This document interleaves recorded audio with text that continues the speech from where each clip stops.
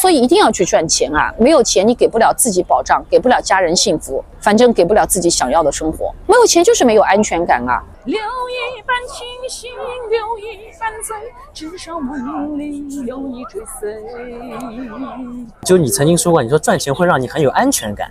对，那肯定了。我干过几个行业啊，比较重要的行业是在证券行业。我见过很多的那些客户，从比方说，起点很低到一下子爆发出来，也见过很多客户，因为当时做那个透支啊，做期货啊，做融资融券啊，从身价1000万，可能一下子到一无所有，很多的强制平仓。那其实上你在拥有这些东西的时候，你是感觉不到的。当你真的口袋里摸一摸，就像那首歌唱的，摸摸口袋没有几毛钱的时候，有安全感吗？生病要钱，吃饭要钱，孩子读书你要钱吗？然后尤其你的父母老了之后要老有所养，要钱吗？你再回头想一想，自己是不是会老？其实我们能够赚钱的年龄段是很少的啊，这是一个点。第二个点，我干过保险2、3年吧，我做的也非常的不错。我见证到了太多，因为比方说疾病因为一些家庭变故其实最终很多问题就是出在没有钱，没有钱就是没有安全感啊！你比方说我生病了，我没有钱。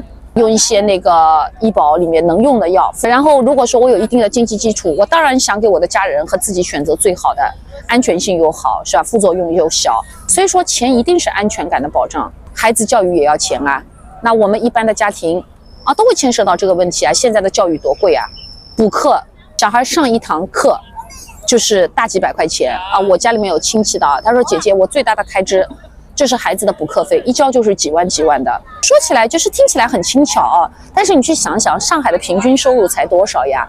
你比方说税后拿个1万块钱，其实已经算中高收入了。